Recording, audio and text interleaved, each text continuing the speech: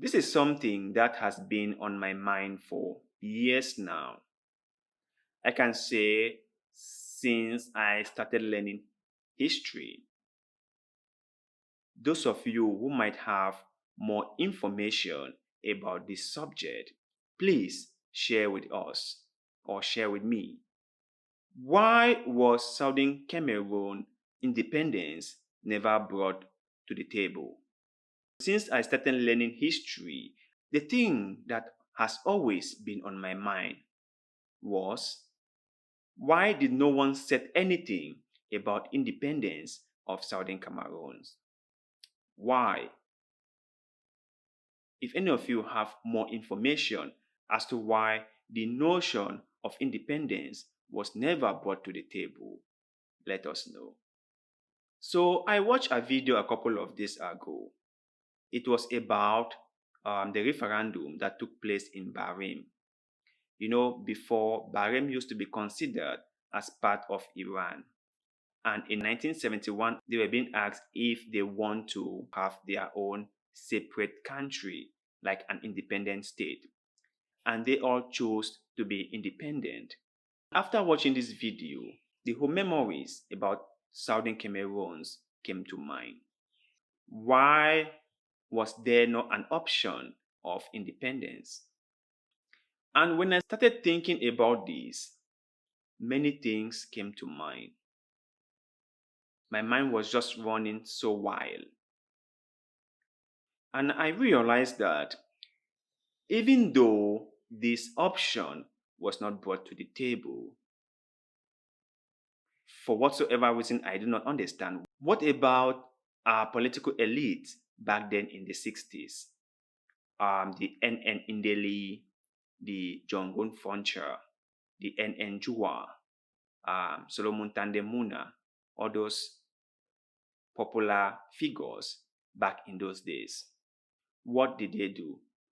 You know, there's one thing in life, my brothers and sisters, it's called cause and effect, actions and reactions. When you do something now, it causes a reaction and something happens.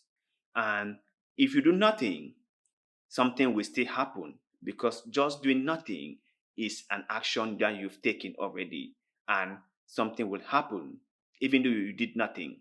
So most of the time people say, I wouldn't do anything. Yeah, not doing anything is an action you've already taken, and there will be a reaction from what you just did, which is doing nothing. So I was just thinking to myself, when this option of independence was not brought onto the table, what did they do? What did they say? Well, I don't know. And if any of you have information about what they did or what they said, please share with me. Like I mentioned, I do not have that much information on this particular topic. That is why I am hoping that some of you guys out there who might be historian or who might know more about this can educate me. So I will just keep on asking the questions in hope that someone out there who has enough information about any of these questions will kindly respond to me. So I will continue. During the plebiscite or referendum that was organized in 1961 for the Southern Cameroonians to choose either to join the French-speaking Cameroon or to join the Federal Republic of Nigeria. And the people chose to join the French-speaking Cameroon, formerly known as East Cameroon. It went well. But during the Fuban conference in the same year, and according to what I learned in history and I've read online from Wikipedia, a lot of things went wrong. The constitution, which was supposed to be the foundation of these two peoples, was not discussed in detail or thoroughly. Why was it not discussed? It was something very, very important that would impact the lives of millions of people. So you think that people who are in charge of that will take it seriously and do all what it takes to get the best outcome. Like most historians have said, and like my history teacher back then in school said, it wasn't discussed thoroughly. That the former president Amadu Ahijo came down with a drafted constitution and handed over to the Southern Cameroons delegation. And now, my question is, when he handed it to you, what did you do? Because remember, before they went for this Fumban conference, they had a conference in Bamenda where they discussed about what they were going to talk about in the Fumban conference. They had an outline of everything they want to be discussed about how the two peoples will come together. So when Ahijo handed you the draft constitution, what did you do? And I know most of these questions might sound silly because those people are dead and gone, and they cannot really explain to us why they did what they did. But you must remember that the present is always shaped by the past, that history always shapes the present. So those who fail to heal to history are bound to repeat the same fate over and over again. That is why history is very important and people must know their history. People must understand some of the things that were done poorly before so that they do not do it again. Now that has been cleared out, let's continue. So Ahijo handed the draft constitution to them. What did they do? They didn't have enough time to really process or cross-examine every single thing on the constitution that was handed down to them. What did they do? Couldn't they boycott the meeting? Couldn't they request for a rewrite of the constitution? I'm just asking the question. And the one single most disturbing thing that has been on my mind till date, and I don't know if someone has answer to this. Ahijo came to the Fumban conference with a French delegation behind him. They were, in what we can put it, guiding him along. They were holding his hand. Where were the British? Where were the United Nations? Why did the British not show up? Why did United Nations not show up? If the British didn't show up, why did the conference went ahead? Why wasn't it postponed? Southern Cameroons was trusted under the British. So it was their responsibility to make sure that Southern Cameroons get the best. Why did they not show up? Okay, Fumban conference came and went. Then there was a federation. Equal in status or not, there it was, a federation. Then came unification in 1972, where a referendum was organized. 3.2 million people registered to vote, and they got 99.99% of the vote. At that time, Southern Cameroons could be an independent country because the population was more than many other countries around the world. So it could be its own country, but why it wasn't?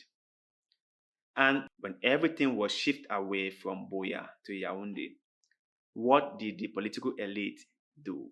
Did they stage a protest? Did they stage a walkout? Or they just simply let Ahijo walk in and take away everything? We shall end here for today with the question, and there will be a second episode where we shall continue with asking these questions in hope that someone who has more information will share with us. Like I have always said, knowledge is power. He who has knowledge has power over he who has none. So, here is my personal take. I think that what happened in southern Cameroons that has led us to where we are today is as a result of us being greedy and selfish and ignorant and naive. When I say we, I mean we in a general way, but this blame goes specifically to the political elite.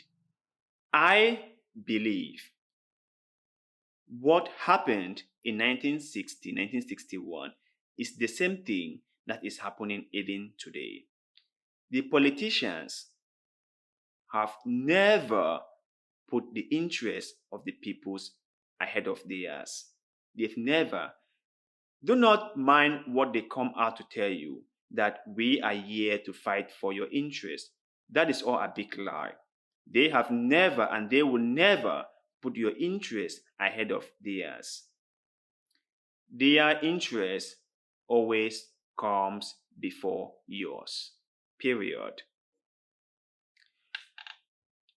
NN Indeli wanted Southern Cameroons to join Nigeria, and he had his reasons why. It wasn't because of the people, it was just about him and his political party, what they wanted for themselves. John Foncha wanted the Southern Cameroons to join the French Cameroon, and it was all due to his own personal reasons. Do not mind what they say about being maltreated by the Biafrans and stuff like that. Do not mind all those ones. Those might have been there. Yeah, those might have been part of the problem. It's not the whole picture. It's not. Jungle Foncha had his own political interest that he was fighting for. So they were all fighting for their own selfish political gain. And if you remember correctly, the referendum of 1972 took place under the reign of Solomon Tandemuna. So I think they were just advancing their own careers, not really looking after the common man. And they've not changed. Even the ones today are the same thing. They are just mainly advancing their careers, and that is it. So, my brothers and sisters in Cameroon, what do you have to say about the circumstances that has led us to where we are now? And if you could go back through history to change things, what would you change? Please share your thoughts and opinions with us in the comment section below. Because, like always, we love hearing what you have to say. And one more thing, if you have any particular story that you want us to cover on this show, please send it our way through any of our social media platforms. You can find them on this channel description section. And also, you can support us with $1 or more through the crowdfunding website Patreon or directly to us through our PayPal account. Find all related links and how you can support us on this channel description section. Thank you very much for watching and see you in the next one. Bye.